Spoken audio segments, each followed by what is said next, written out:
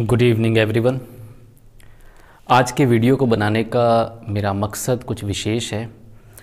1 अप्रैल से और 24-25 अप्रैल तक किस तरह से हमें चलना है ये जानना ज़रूरी है। ये इसलिए भी ज़रूरी है क्योंकि कई बार हमने देखा है और इतिहास ऐसे उदाहरणों से भरा पड़ा है जब कई महीनों तक तैयारी बहुत अच्छी रही है, लेकिन अंतिम समय में आकर कुछ ऐसी चूक हो जाती है जिसकी वजह से पिछली पुरानी तैयारी पर पानी फिर जाता है। तो इस वीडियो में हमें यह देखना है कि हमें करना क्या है और किन चीज़ों से बचना है। ये बहुत महत्वपूर्ण है और मुझे उम्मीद है कि अगर आप इस पर पूरी तरह फोकस करेंगे तो आपके अंकों में बढ़ोतरी होगी। सबसे पहली चीज़ आप ये देखें कि 1 अप्रैल जब लगेगा उसका सीधा सा आशय ये है कि अब आपका रिवीजन फेज़ चलेगा।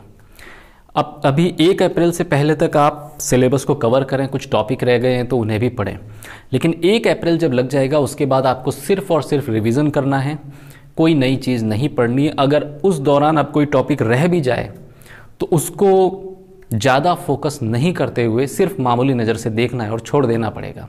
अब रिवीजन मायने रखेगा। दूसरी महत्वपूर्ण चीज़ ये है कि 1 अप्रैल से 24-25 अप्रैल के बीच में इसमें से आप करीब 2-3 दिन एक्स्ट्रा निकाल दीजिए। ये मानकर चलिए कि आपके पास 20 दिन हैं। इन 20 दिनों में कम से कम आपके पूरे सिलेबस का 2 बार रिवीजन होना चाहिए। यहाँ सिलेबस के रिवीजन से मेरा आशय केवल आपके ऑप्शनल से जो सोशल स्टडीज़ या साइंस मैथमेटिक्स कुछ भी हो सकता है। लैंग्वेजेस की तैयारी आपने अब तक बहुत अच्छी कर ली होगी, तो कुछ भी नया पढ़ने से अब आपको बचना है। दूसरी चीज़, आप ये गौर करेंगे कि जब भी परीक्षा का समय आता है अक्सर कई सारे पब्लिशर्स अपनी किताबें निकाल देते हैं और उसके अंदर लिखते हैं 7 days strategy, 15 days strategy, 21 day strategy, 21 दिनों में सिलेबस कवर कीजिए। इस तरह के झांसों से आपको बचना होगा।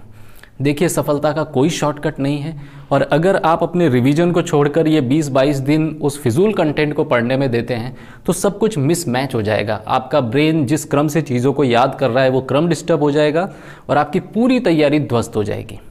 तैयारी की जो नींव आपने बनाई है उस नींव को बरकरार रखें और इस तरह के फिजूल एडवर्टीजमेंट से या इस तरह के फिजूल कंटेंट से बचें। मार्केट ऐसी पुस्तकों से फ्लडेड रहेगा और आप खुद को संयमित रखें। मैं जानता हूँ ये इतना आसान नहीं है कि आप खुद को संयमित रख पाएँ, लेकिन आपको संयमित रहना होगा और ये सोचना होगा कि जो मेरे पास अवेलेबल है मैं उसी को रिवाइज़ करूँ। ये इसलिए ज़रूरी है ताकि ये 20 दिन आपके ढंग से रिवीजन में निकल जाएं और जो चीज़ आप इतने समय से पढ़ते रहे हैं उसी का रिवीजन हो, किसी नई चीज़ का रिवीजन ना हो। एक चीज़ आपको ध्यान रखनी है कि 1 अप्रैल के बाद आप कोशिश कर सकते हैं कि आप कुछ मॉडल पेपर सॉल्व करें। मॉडल पेपर से मेरा आशय मैं मॉडल पेपर नहीं कहना चाहूँगा, मैं कहना चाहूँगा पुराने वर्षों के पेपर आप सॉल्व करें। अगरचे आप उन्हें पहले सॉल्व कर चुके हो लेकिन वापस से सॉल्व कीजिएगा, क्योंकि अक्सर देखने में ये आता है कि बहुत सारे ऐसे एरियाज़ होते हैं, बहुत सारे ऐसे प्रश्न होते हैं जो कई बार रिपीट हो जाते हैं, तो वहाँ आपको कुछ अंकों के बढ़ने की गुंजाइश रहती है और ये तरीका वर्क करेगा। मॉडल पेपर्स को जब आप अगर सॉल्व करते भी हैं तो आप उन्हें ज़्यादा सीरियसली मत लीजिएगा और बड़े शांत मन के साथ उन्हें सॉल्व कीजिएगा।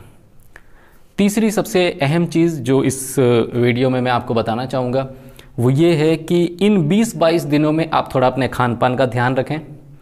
और चूँकि ये बदलता हुआ मौसम है, आप जानते हैं कि मार्च ख़त्म होने वाला है, अप्रैल लगेगा, तो ये बदलता हुआ मौसम है। हम पंखे वगैरह चलाते हैं, पंखा तक ठीक है, लेकिन कूलर वगैरह का प्रयोग अगर आप करते हैं तो ऐसे में अगर स्वास्थ्य संबंधी कोई परेशानी होती है तो उसका गलत असर आपके एग्ज़ाम देते समय पड़ेगा। तो फिलहाल आप तमाम चीज़ों से दूर रहें। कोशिश ये करें कि एग्ज़ाम तक आप बिल्कुल फिट एंड फाइन रहें, ज़ुकाम वगैरह ये चीज़ें आपको ना हो और आपका पूरा कंसंट्रेशन एक जगह हो पाए।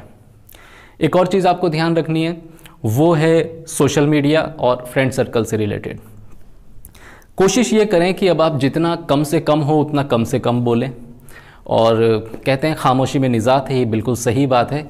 जितना आपकी ज़ुबान बंद रहेगी आपका दिमाग उतना ज़्यादा एक्टिव होगा, उतना ज़्यादा सोच पाएगा। तो फिजूल की गॉसिप वगैरह, फिजूल की गपशप वगैरह से आप बचने की कोशिश करें। और ये वो छोटी छोटी चीज़ें हैं जिन्हें हम अक्सर जिनकी अवहेलना कर देते हैं। आपको याद है ना, टाइटैनिक जहाज़ डूबा था। टाइटैनिक जहाज़ इसलिए नहीं डूबा था कि टाइटैनिक में कोई कमी थी। टाइटैनिक बहुत मजबूत जहाज था और उसके बारे में ये प्रिडिक्शन था कि ये जहाज कभी नहीं डूब सकता।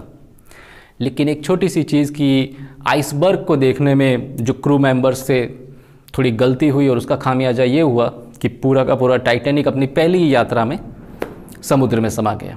तो हमें भी उन चीज़ों से बचना है। अक्सर ये छोटी छोटी गलतियां हैं जिनकी तरफ हमारा ध्यान नहीं जाता और हमें नुकसान उठाना पड़ता है। एक चीज़ और आप ध्यान रखें कि आपने डिफ़िकल्ट एरिया मार्क आउट किए होंगे। मैंने आपको पिछले 2 वीडियो में बताया था कि आप मार्च के अंदर डिफ़िकल्ट एरियाज़ को मार्क आउट कर दें। जब आप अप्रैल में रिवीजन करेंगे तो उस समय आपके रिवीजन का पूरा फोकस उन डिफ़िकल्ट एरियाज़ पर होना चाहिए, क्योंकि जो सिंपल एरियाज़ है जो आपने कवर कर लिया होगा, ये करीब 55 से 65% तक होगा जो सिंपल एरिया है आपका। इस सिंपल जोन आपका इजीली कवर्ड है। जो डिफ़िकल्ट जोन आपका बचता है 30 से 35%, उसको बहुत अच्छी तरह से रिवाइज कीजिएगा और उसी पे फोकस रखिएगा, क्योंकि वहाँ से प्रश्न आएंगे। और जब आप उसको परीक्षा से पहले 1-2 बार ढंग से रिवाइज कर लेंगे तो आप बहुत कॉन्फिडेंट होंगे और आपकी गलतियों की गुंजाइश नहीं रहेगी, गलतियों के इम्कान नहीं रहेंगे और आपकी मार्किंग में सुधार होगा। ये कुछ चीज़ें हैं जो आपको फोकस करते हुए चलना है। गोले भरने के संबंध में एक सवाल पैदा हुआ था कि सर सबसे बढ़िया तरीका हमें ये लगता है कि जब हमें कोई आंसर सही लगे तो उसी समय आंसर शीट के अंदर जो आपके पास में OMR शीट रहती है उसमें हल्का सा डॉट का निशान लगा दें।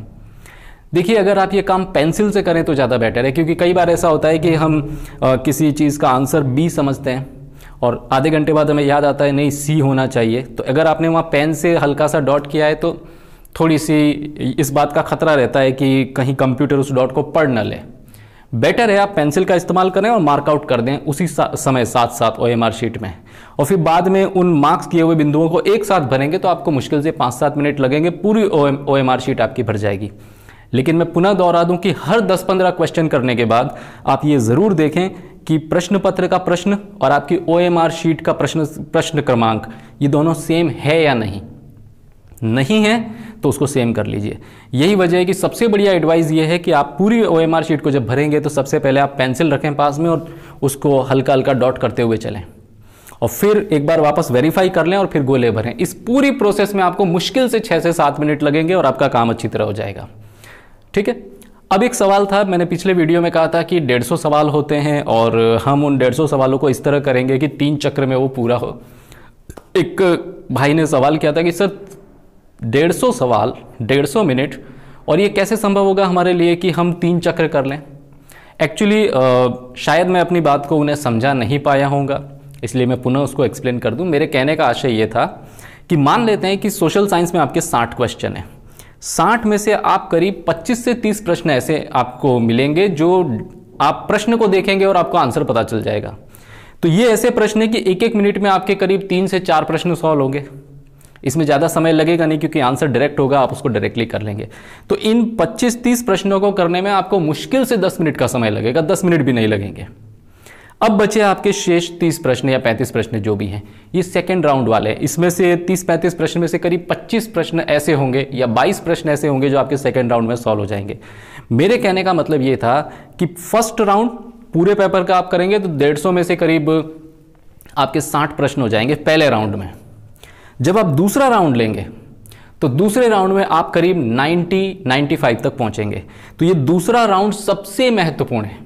अब चूंकि माइनस मार्किंग का मामला आपके नहीं होता है रिट में, हमारे समय तो नहीं था, तो ऐसे में हम किसी भी प्रश्न को खाली छोड़ते नहीं है।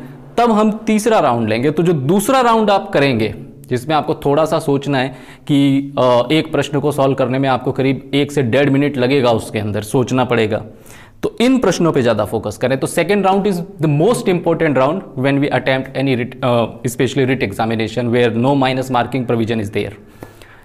अब तीसरा राउंड हम इसलिए रखते हैं, और अगर मान लेते हैं कि हमारे टोटल 15 से 20 प्रश्न ऐसे हैं जो रह गए हैं, और वो इसलिए रह गए हैं क्योंकि हम जज नहीं कर पा रहे कि हमें आंसर क्या देना है, तो ये 15 से 20 प्रश्न सॉल्व करने के लिए आपको करीब 25 मिनट चाहिए। ये आप मानकर चलिए, जितने प्रश्न है उससे ज़्यादा ही समय चाहिएगा क्योंकि आपको हर प्रश्न में सोचना है। आप इसको 30 मिनट मान लें, तो उन 30 मिनट के दौरान आपको उन प्रश्नों को सॉल्व करना है और आपको सोचने के लिए समय चाहिएगा। तो इस तरह से आप इसको 3 चक्रों में लेकर चले। मैंने बिल्कुल 3 चक्रों में इस पेपर को सॉल्व किया था और उसका परिणाम मेरे सामने था कि मेरे 124 अंक इस रिट परीक्षा में आए थे। अंतिम लेकिन सबसे महत्वपूर्ण चीज़ मैं पुनः आपको बता दूं कि परीक्षा हॉल में पहुंचने तक पेपर आपके हाथ में आने तक आपको दिमागी तौर पर सकारात्मक रहना है। बिल्कुल नेगेटिविटी को आसपास मत फटकने दीजिएगा। ये मानकर चलिए कि इस रीट एग्जाम में एक सीट आपकी फिक्स है और उस सीट पर आपका कब्जा होगा। ये मैसेज आपको लगातार अपने ब्रेन को देना है। जब लगातार आप यही सोचेंगे कि मेरा सिलेक्शन 101% होगा, तो आपकी मेहनत भी सही दिशा में जाएगी, पॉजिटिव एटीट्यूड आपका रहेगा और उसका प्रभाव, उसका रिफ्लेक्शन आपको एग्जाम हॉल में देखने को मिलेगा। इन सभी बातों के साथ मैं खुद को यहाँ विराम देता हूँ। आप अच्छी तैयारी कीजिए। मोटिवेशन वीडियो इसी तरह से आते रहेंगे। जय हिंद।